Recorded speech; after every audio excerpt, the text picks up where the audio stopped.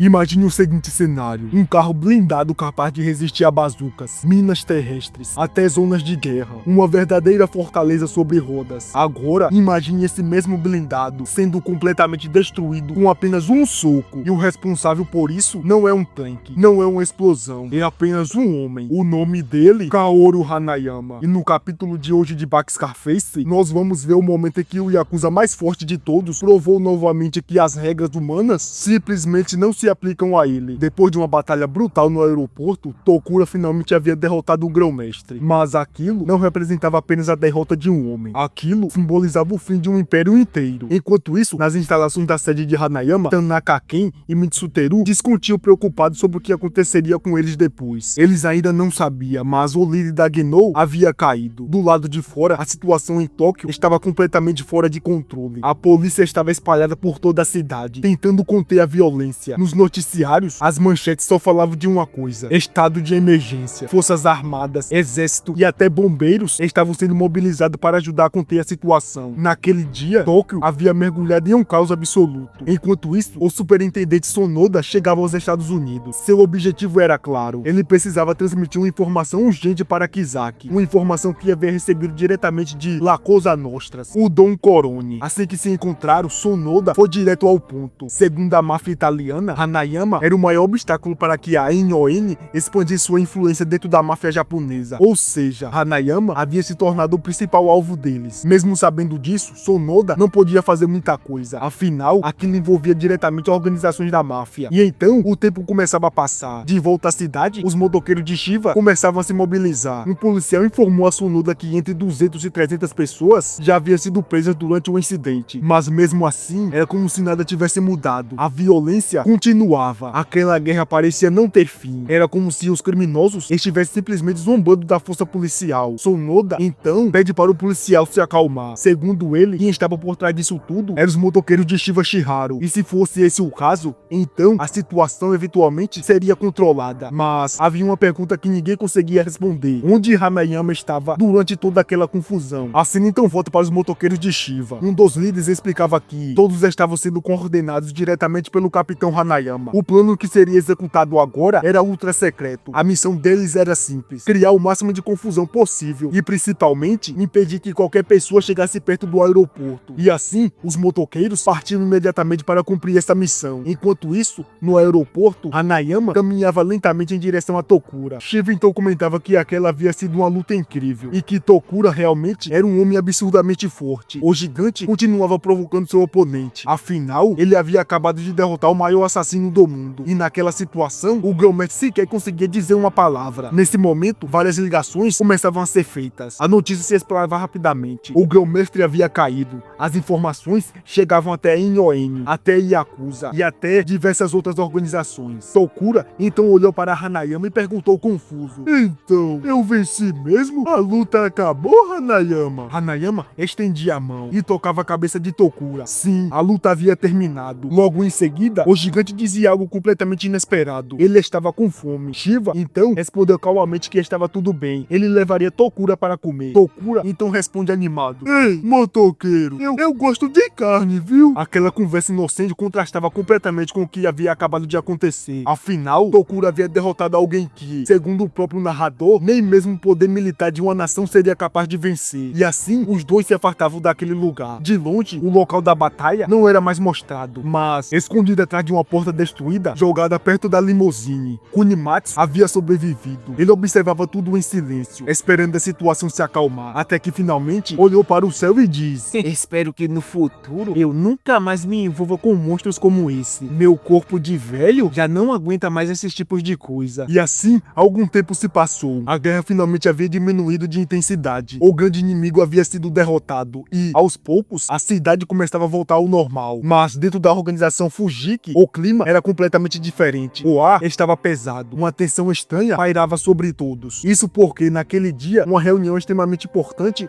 havia sido convocada. Nada menos que 57 executivos da máfia haviam sido chamados. Eles estavam ali por um único motivo: preparar um presente para o homem mais temido da organização, Hanayama. Todos aguardavam ansiosamente pela chegada do chefe. E o presente que havia preparado não era algo simples. Na verdade, era um veículo blindado extremamente especial. Um carro projetado para proteger um homem homem mais perigoso da Yakuza. Aquele presente havia sido planejado pelos presidentes da terceira geração do clã Kokomu. Seu nome era Toromasa Nakamura. Ele teria demonstrar lealdade e também garantir a segurança do seu chefe. Por isso, os 57 executivos contribuíram com dinheiro para comprar o veículo mais resistente possível. Eles foram até uma concessionária especializada e encomendaram algo totalmente personalizado. Nada ali era comum. Os pneus haviam sido fabricados à mão por uma indústria de veículos pesados. A suspensão era de altíssimo padrão. Cada peça havia sido escolhida para garantir o máximo de resistência possível. Durante a apresentação, o vendedor fazia questão de garantir: esse veículo nunca vai quebrar. Ele continuava explicando com total confiança. O carro era resistente contra bazucas, minas terrestres e qualquer situação de guerra. Segundo ele, aquilo não era apenas um carro, era uma verdadeira fortaleza sobre rodas. Mas, dentro da sala, nem todos pareciam impressionados. Nakamura, junto com o chefe de segurança e Tatsuo Imortal, comentava algo curioso. Para eles, aquilo era completamente desnecessário. Afinal, Hanayama sequer deveria ser considerado humano. A cena então muda. Agora, o carro estava pronto para ser testado. O blindado que suportava bazucas, minas terrestres, toneladas de impactos, mas a pergunta era outra: como ele se sairia contra o homem mais forte da organização Fujiki, mais especificamente contra o chefe da segunda geração, o homem conhecido em todo o submundo como Kaoru Hanayama? Sem dizer uma única palavra, Hanayama simplesmente fechava o punho, e naquele instante, todos ao redor sentiam algo assustador. Apenas ao cerrar a mão, era possível perceber a força monstruosa daquele aperto. Sua postura era tranquila, calma, como se aquilo não fosse nada, como se ele não estivesse prestes a golpear um blindado de várias toneladas. Seu punho rangia lentamente. Hanayama girava o corpo para trás, preparava o golpe, e naquele momento, o narrador explica: força de aperto, vezes peso, vezes velocidade. Isso resultava em uma única coisa: poder destrutivo. Então, o soco finalmente acontecia. O impacto era absurdo. O som da colisão ecoava pelo local inteiro. O blindado era arrastado para trás. A parte da frente do carro simplesmente se dobrava com a pressão do golpe. A força da explosão de impacto era tão grande que um dos homens ali presentes era derrubado no chão. Era justamente o vendedor do veículo. Ele havia vindo pessoalmente, apenas para testemunhar o poder do Yakuza, e agora estava vendo com seus próprios olhos algo impossível. A traseira do veículo se levantava do chão. Toneladas haviam sido erguidas com um único soco. De longe, os executivos da máfia observavam aquilo completamente chocados. O próprio Nakamura, que não conhecia a verdadeira força de Hanayama, caía de joelhos, assustado. Ao mesmo tempo, o blindado que deveria resistir até as bazucas agora estava completamente destruído. Um dos pneus ainda girava lentamente e o silêncio tomava conta do local. Até mesmo aqueles que já conheciam Hanayama pareciam impressionados. Hanayama então olhava calmamente para o carro destruído e fazia apenas uma pergunta simples: é só isso? O chefe de segurança respondia: por enquanto, é só isso mesmo. Enquanto isso, Nakamura observava o blindado esmagado, completamente apavorado. Afinal, se algo daquele nível não conseguia resistir a um único golpe, como aquilo poderia proteger Hanayama? De repente, um som estranho começava a sair do veículo. O motor estava colapsando. O vendedor começava a suar frio. Apenas explosões surgiam de dentro do carro. O motor começava a explodir pouco a pouco. Enquanto isso, Hanayama simplesmente ajustava seus óculos e observava tudo com calma. Do outro lado, Nakamura começava a pressionar o vendedor: você mentiu para nós? Esse veículo não era indestrutível? Mas o vendedor não havia mentido. Na verdade, o problema nunca foi o carro. O verdadeiro problema era que Nakamura não conhecia os padrões de Hanayama. Ele ainda não havia entendido uma coisa: as regras humanas simplesmente não poderiam ser usadas para medir o poder do Yakuza mais forte de todos. E assim, com apenas um único golpe, Hanayama provou algo que todos ali jamais esqueceriam: aquele blindado foi projetado para resistir a armas de guerras, mas ninguém ali havia considerado uma coisa: ele teria que resistir ao próprio Hanayama. E naquele momento ficou claro para todos os executivos da máfia que proteger Hanayama com um carro blindado era simplesmente inútil, porque a verdade é uma só: Hanayama não precisa de proteção. Ele é a própria força que destrói tudo ao seu redor. E se você quer continuar acompanhando as próximas loucuras desse verdadeiro monstro do submundo, se inscreva no canal e deixe seu like, porque aqui a gente acompanha todas as batalhas insanas de Baki Scarface. Bom, daqui para frente, o que a gente vai acompanhar não são lutas, é apenas o cotidiano de Hanayama. No próximo capítulo, Hanayama vai para uma floresta e luta contra um javali. Esse é o cotidiano de Hanayama, é o que vamos acompanhar daqui para frente. Espero que goste, pois tem umas lutas bem intensas também. Isso é tudo, fica com Deus, até a próxima, fui! Só uma coisa, deixa o like aí, me ajuda demais.